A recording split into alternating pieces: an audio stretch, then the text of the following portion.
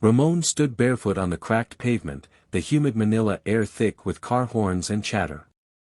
In his hands rested an old guitar, its paint chipped, its neck scarred, and only 3 strings clinging stubbornly to life. To anyone else, it was junk. To him, it was hope.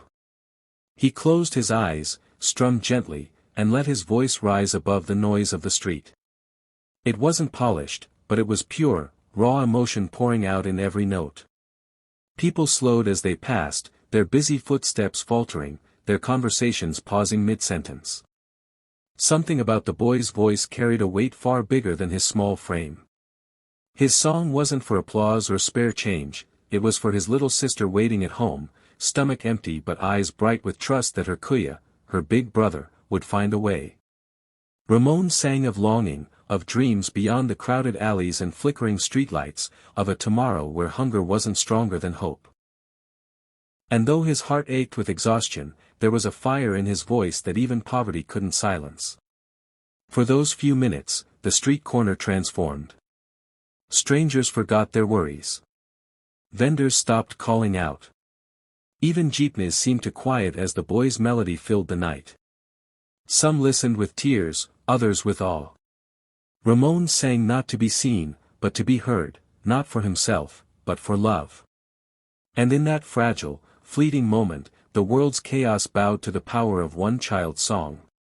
One evening, as the city lights flickered on and the streets swelled with tired workers heading home, Ramon found himself singing once again beneath a dim lamp post.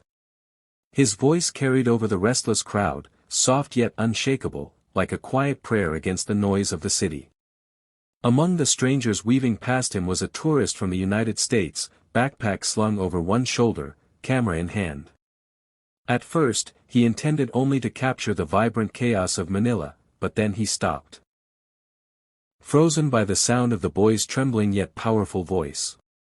The sight was humbling, a child barefoot on concrete, clutching a broken guitar, pouring out his soul as though the world depended on it.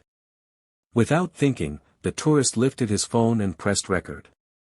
Ramon noticed the camera and faltered for a second, his wide eyes flickering with both fear and possibility. What if this moment wasn't just another passing kindness? What if someone finally listened? He kept singing, his voice cracking, yet growing stronger with each verse. Later that night, the video was uploaded, just a few minutes of a street boy's song. But what followed was nothing short of a miracle. Within hours, thousands had seen it. Within days, millions. People from across the globe shared his story, their comments overflowing with tears, admiration, and disbelief. Ramon had no way of knowing as he drifted to sleep on a mat beside his sister that night. His voice had already begun to echo far beyond the streets of Manila. Weeks later, Ramon found himself in a place he had only seen on television, an international stage lit brighter than the Manila sun. The air buzzed with energy, the audience stretching endlessly into the shadows beyond the lights. He stood at the center, a small figure clutching a guitar that was no longer broken, though his hand still shook as if it were the same one from the street corner. For a heartbeat, fear gripped him. The murmurs of the crowd, the weight of cameras, the judges waiting, all of it pressed down like a heavy storm.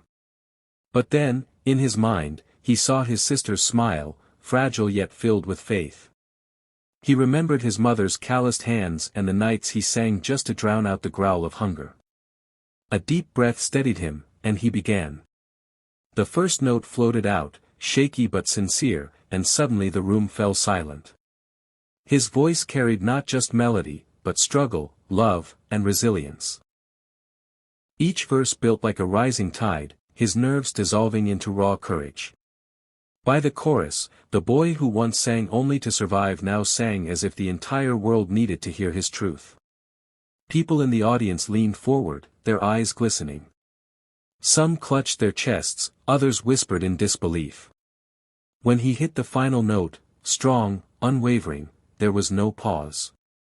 The crowd erupted to its feet, applause thundered like a wave crashing over him, and for the first time in his life, Ramon felt not invisible, but seen.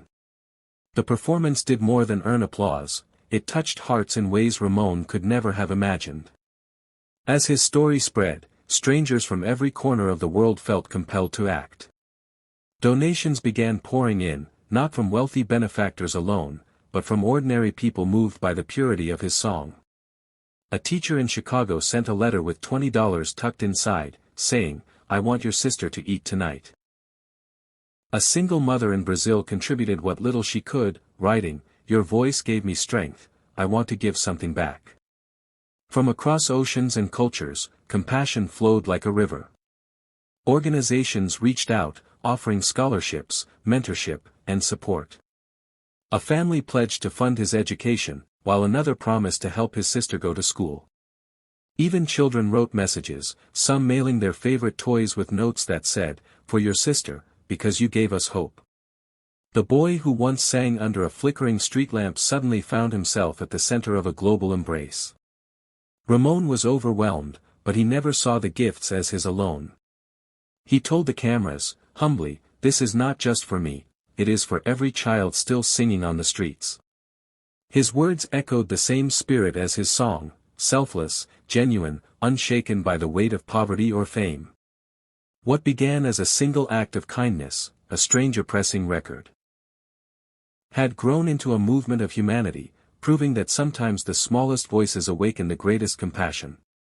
When Ramon finally returned home, it wasn't to the same street corner where he once sang for coins. This time, his community gathered to greet him, not with pity, but with pride. Neighbors cheered, children clapped, and his sister clung to his side, her eyes sparkling with joy. The boy who once sang out of hunger now stood as a symbol of hope. But Ramon did not see himself as a star, he saw himself as a bridge. With the support he had received, he began building something that mattered more than fame, a small music school tucked in the heart of his neighborhood. There, street children arrived barefoot, just as he once had, carrying nothing but their voices. Ramon welcomed them all, teaching them not only how to sing or strum, but how to believe in their own worth. He told them, "Music saved me. Now it can save you, too." The sound of laughter and song soon filled the once quiet alleyways, turning despair into harmony. As word spread, people from near and far came to witness the transformation. Some brought instruments, others brought food, and many simply brought open hearts. Ramon's dream was no longer just his, it belonged to everyone who believed that kindness could change the world. Looking at his sister smiling among the children, Ramon whispered to himself, "No dream is too small when the world chooses kindness." His story had begun with tears, but it ended with triumph, not of fame, but of love. And that was the greatest gift of all.